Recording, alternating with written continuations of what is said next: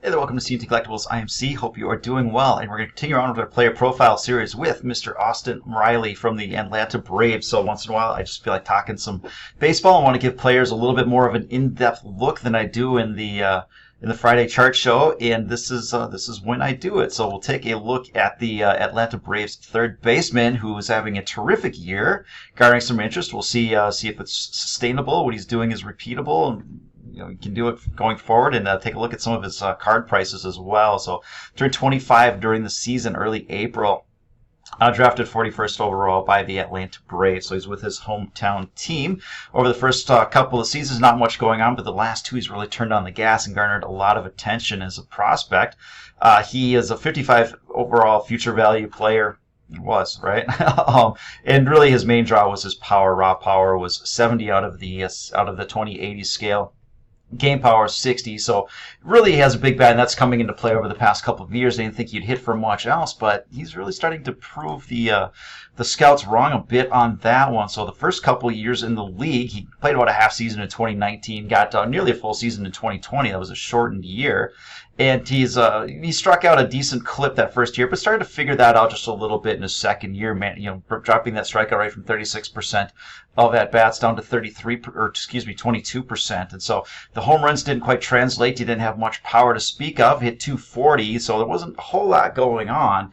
But then 2021, he started to turn on the gas just a little bit here. So the first couple of years, washed out, negative WAR. You want to see players when they come up, you want to see them produce early, all right? And this is what's kind of holding his prices back, his long-term track back, is he didn't put up 2-3 wins, maybe in a 4-win season, anything like that. So he's shy a handful of WAR in that long-term trajectory. So he's going to have to make that up somewhere, but it looks like he's making it up now. So what we are seeing this year is the strikeout rate similar to what he did in 2020, much improved from 2019.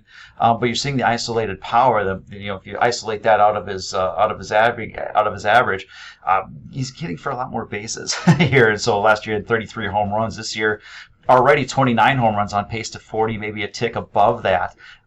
Combine that, so the power was always going to be there, but what we were seeing that's surprising people is last year he hit for 300 average. This year he's right there again. So I look at batting average on balls in play. He's got some decent speed for a big guy, but I think I would discount this just a little bit for someone who hits the ball as well as he does.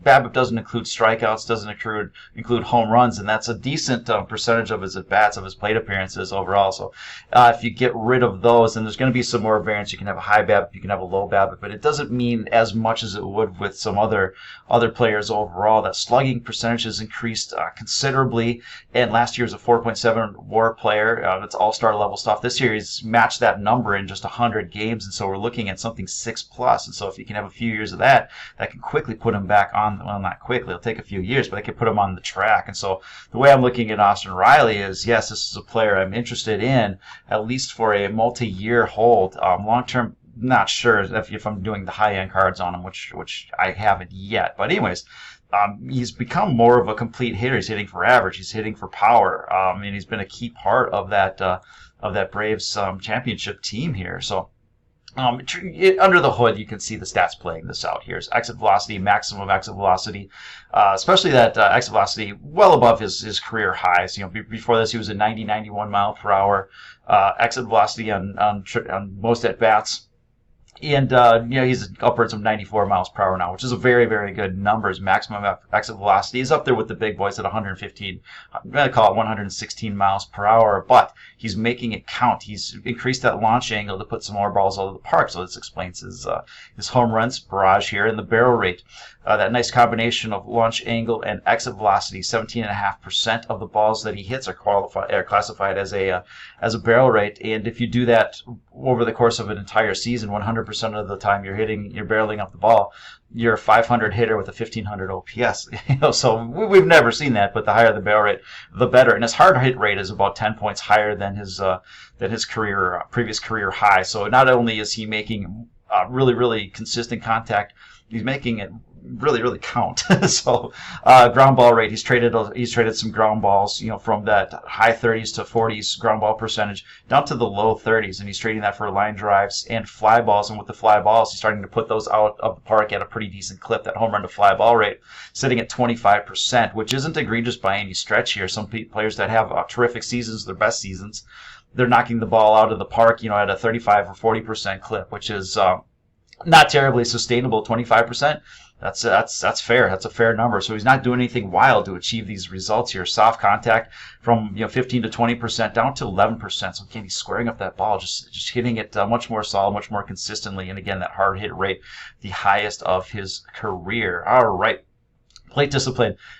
Maybe this will improve, but he's kind of where he's at right now, so maybe not. We've got 3 years of a track record, swinging at about 35% of the balls outside the zone. So 35% of swings are on balls outside the zone. That's not a great number. He does make some contact with it, but usually it's not the greatest contact in the world here. So that's where your soft contact, your strikeouts, things of that nature come from. So in the zone, though, he's the best he's ever been. Your 85% of the balls in the zone, he's hitting it. He's hitting it hard. So swinging strikes, low 10%. Getting called out. These aren't wildly terrible numbers for someone hitting the ball like he is. I mean, that you can manage a 300 average is actually pretty nice with that. Pretty incredible with that 25% strikeout rate. But typically you'll see guys hitting a ton of home runs, but it's like Austin Riley and Aaron Judge are the two guys that can maintain a roughly 300 average while doing 25% strikeout rate. So it's pretty incredible stuff what we're seeing here. And so over at the Baseball Savant, you can see very much a pull hitter here in the top of the league.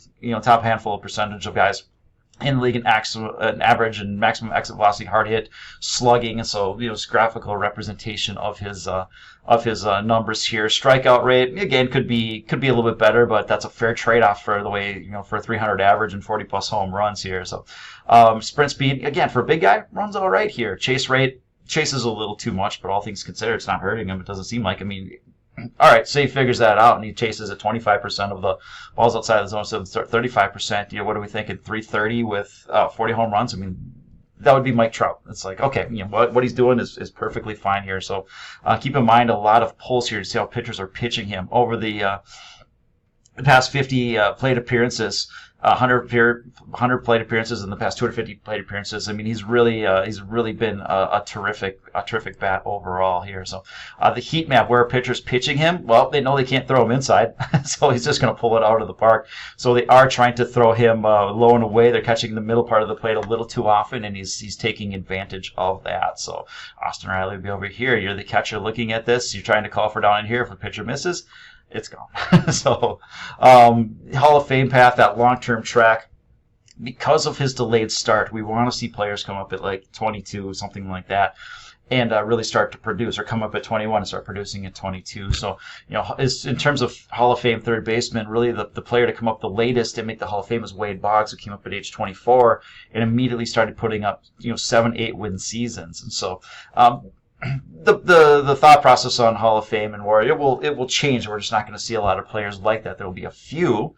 Look at the Juan Sotos of the world, the Vlad Guerreros. You'll have a couple.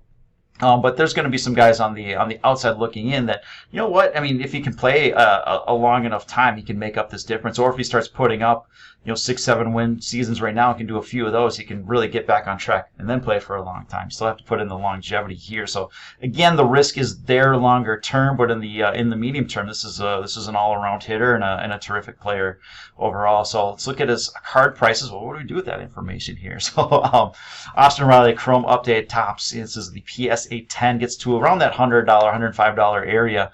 It's been there a few times, and it gets sold off. And so that's your high end for now. When you get to where it's at currently in that kind of that $80 area, that's kind of fair. I think if you get closer to 70, that's a better buy point.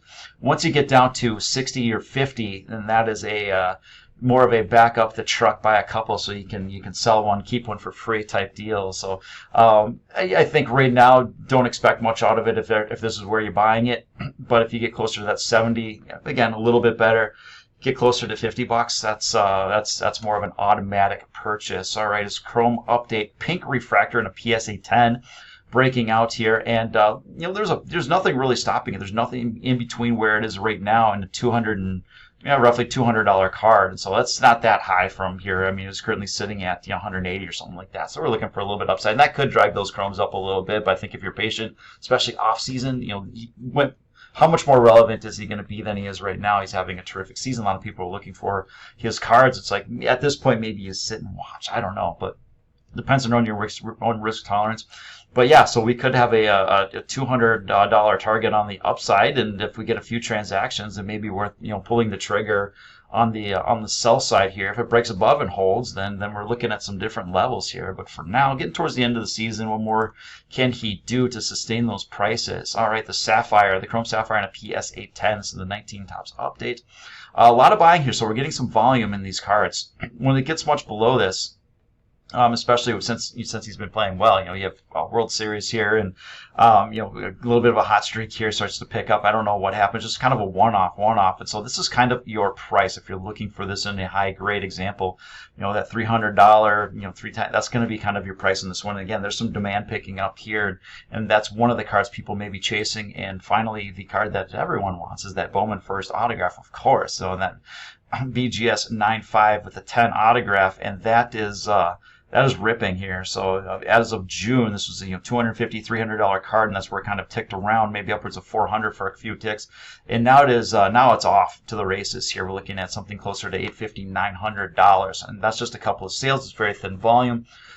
Again, one that I would be watching at this point. I don't think I'd be pulling the trigger on it. Again, I think there's money to be made on his cards over the next few years. I just don't know if you make it from this level here. We're getting up to pretty highfalutin territory here. So again, this may be hey, watch them, enjoy them. In the off season is maybe when you scope these higher end cards a little bit more aggressively. But in the meantime, you can look at some of his regular Chrome. His short prints were never that crazy expensive or anything like that. His image variations, and so maybe that's what you play with for the time being. Right now, you got to be really sure that what he's doing is repeatable, which it sure looks like, but that someone's going to pay Bryce Harper prices for what he's doing here, and that's kind of where we're at. So that's what I have for you. Thank you for your time. Thanks for watching. If you like this stuff, please like, subscribe, let me know, and if there's a player that you'd like to see in the future, drop that in the comments as well. Again, appreciate you watching. Have a great rest of the day. Bye now.